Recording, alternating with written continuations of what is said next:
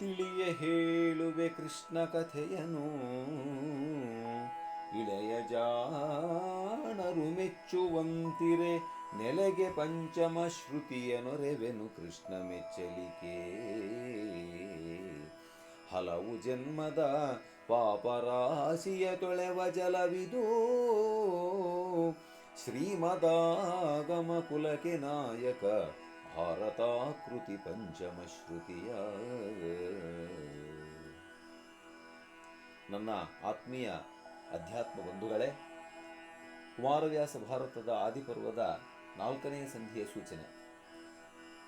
ಭರತ ವಂಶದೊಳ್ 5 ಮಿಗೆ 100 ಕುಮಾರರು ಪಾಂಡು ಧೃತರಾಷ್ಟ್ರರಿಗೆ ಜನಿಸಿದರು, ಅಮಲ ಮುನಿ ಮಂತ್ರೋಪದೇಶದಲ್ಲಿ. ಈ ಭರತ ವಂಶದಲ್ಲಿ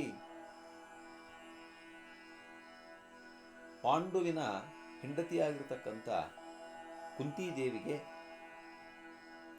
ದೂರ್ವಾಸ ಮಹರ್ಷಿಗಳು ಉಪದೇಶ ಮಾಡಿರ್ತಕ್ಕಂಥ 5 ಮಂತ್ರಗಳಲ್ಲಿ ಆಗಲೇ ಕರ್ಣ ಜನನವಾಗಿದ್ದು ನಿಮಗೆ ಗೊತ್ತಿದೆ. 2ನೇ ಮಂತ್ರದಿಂದ ಮಹಾಬಲಶಾಲಿಯಾಗಿರ್ತಕ್ಕಂಥ ಮಹಾಧರ್ಮಪುತ್ರ, ಧರ್ಮವನ್ನೇ ಮೈವೆತ್ತು ಬಂದಿರತಕ್ಕಂಥ ಧರ್ಮರಾಜನ ಜನನವಾಗುತ್ತೆ. ಯಮಧರ್ಮರಾಜನ ಅಂಶದಿಂದ.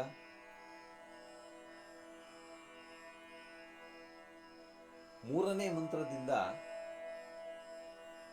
ಖಂಡಿತವಾದಿ ಲೋಕ ವಿರೋಧಿಯಾಗಿರ್ತಕ್ಕಂಥ ಮಹಾಬಲಶಾಲಿಯಾಗಿರ್ತಕ್ಕಂಥ ವಾಯುಪುತ್ರನ ಜನನವಾಗುತ್ತೆ.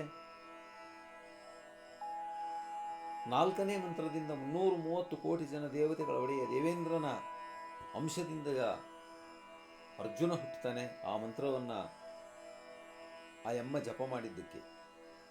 ಆದರೆ ಒಂದು ಮಂತ್ರವನ್ನು ಕುಂತಿ ತನ್ನ ತಂಗಿಯಾಗಿರ್ತಕ್ಕಂಥ ಪಾಂಡುವಿನ 2ನೇ ಹೆಂಡತಿಯಾಗಿರ್ತಕ್ಕಂಥ ಮಾದ್ರಿದೇವಿಗೆ ಉಪದೇಶ ಮಾಡ್ತಾಳೆ. ಮಾದ್ರಿದೇವಿ ಆ ಮಂತ್ರ ಪಠಣದಿಂದ 2 ಮಕ್ಕಳನ್ನು ಪಡಿತಾಳೆ. ಅಶ್ವಿನಿ ದೇವತೆಗಳ ಅಂಶದಿಂದ ಆ 2 ಮಕ್ಕಳ ಜನನವಾಗುತ್ತೆ, ನಕುಲ ಮತ್ತು ಸಹದೇವ. ಈ ಕಡೆ ಧೃತರಾಷ್ಟ್ರನ ಹೆಂಡತಿ ಗಾಂಧಾರಿ ದೇವಿಗೆ ವೇದವ್ಯಾಸ ಮಹರ್ಷಿಗಳು ಮಂತ್ರವನ್ನು ಉಪದೇಶ ಮಾಡ್ತಾರೆ, ಪುತ್ರಭಾಗ್ಯವನ್ನು ಕೊಡ್ತಕ್ಕಂಥ ಮಂತ್ರವನ್ನು. ಆ ಮಂತ್ರದ ಪ್ರಭಾವದಿಂದ ದುರ್ಯೋಧನಾದಿಯಾಗಿ 101 ಜನ ಮಕ್ಕಳು ಜನನವಾಗುತ್ತೆ ಧೃತರಾಷ್ಟ್ರನಿಗೆ. ಇದೇ ಸಮಯದಲ್ಲೇ ಮಥುರಾನಗರದಲ್ಲಿ ಕಪಟ ನಾಟಕ ಸೂತ್ರಧಾರಿಯಾಗಿರ್ತಕ್ಕಂಥ ಅಣುರೇಣು ತೃಣಕಾಷ್ಟ ಪರಿಪೂರ್ಣನಾಗಿರ್ತಕ್ಕಂಥ ಜಗನ್ನಾಯಕ ಸೂತ್ರಧಾರಿ, ಜಗನ್ನಾಟಕ ಸೂತ್ರಧಾರಿಯಾಗಿರ್ತಕ್ಕಂಥ ಆ ಭಗವಂತ ಶ್ರೀಕೃಷ್ಣನ ಜನನವಾಗುತ್ತೆ. ವಸುದೇವ ದೇವಕಿಯರ ಗರ್ಭದಲ್ಲಿ ಮಧುರಾನಗರಿಯಲ್ಲಿ ಕೃಷ್ಣ ಹುಟ್ಟುತ್ತಾನೆ. ಆದ್ದರಿಂದ ಆ ಕಡೆ ಶ್ರೀಕೃಷ್ಣನ ಜನನ, ಈ ಕಡೆ ವೇದವ್ಯಾಸ ಮಹರ್ಷಿಗಳ ಮಂತ್ರದಿಂದ ಕೌರವರ ಜನನ ಮತ್ತು ದೂರ್ವಾಸ ಮಹರ್ಷಿಗಳ ಒಂದು ಮಂತ್ರದ ಉಪದೇಶದಿಂದ ಕುಂತಿಗೆ ಪಾಂಡವರ ಜನನ ಆಗುತ್ತೆ. ಬಹಳ ಅದ್ಭುತವಾಗಿರ್ತಕ್ಕಂಥ ಕಾವ್ಯ. ಅದಕ್ಕೆ ಭರತವಂಶದೊಳು 5 ಮಿಗೆ 100 ಕುಮಾರರು ಪಾಂಡು ಧೃತರಾಷ್ಟ್ರರಿಗೆ ಜನಿಸಿದರು, ಅಮಲ ಮುನಿ ಮಂತ್ರೋಪದೇಶದಲ್ಲಿ. 101 ಜನ ಕೌರವರು, ಜೊತೆಗೆ ದುಶ್ಯಳೆ ಅಂತಕ್ಕಂಥ ಮಗಳು ಧೃತರಾಷ್ಟ್ರನಿಗೆ ಹುಟ್ಟುತ್ತಾಳೆ.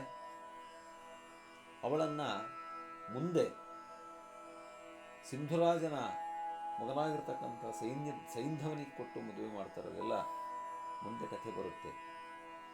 ಈ ಕಡೆ ಮಹಾಧರ್ಮಿಷ್ಠರಾಗಿರ್ತಕ್ಕಂಥ ಪಾಂಡವರ ಜನನವಾಗುತ್ತೆ ಅಂತಕ್ಕಂಥದ್ದು ಈ ಒಂದು. ಆಮೇಲೆ ಜೊತೆಗೆ ಪರಮಾತ್ಮನ ಒಂದು ಜನನ ಇಲ್ಲಿ ಬಹಳ ಮುಖ್ಯವಾಗಿ ನಾವು ನೋಡಬೇಕಾಗಿರ್ತಕ್ಕಂಥ ವಿಚಾರ. ಅದಕ್ಕೆ ತಿಳಿಯೇ ಹೇಳುವೆ ಕೃಷ್ಣ ಕಥೆಯನ್ನು.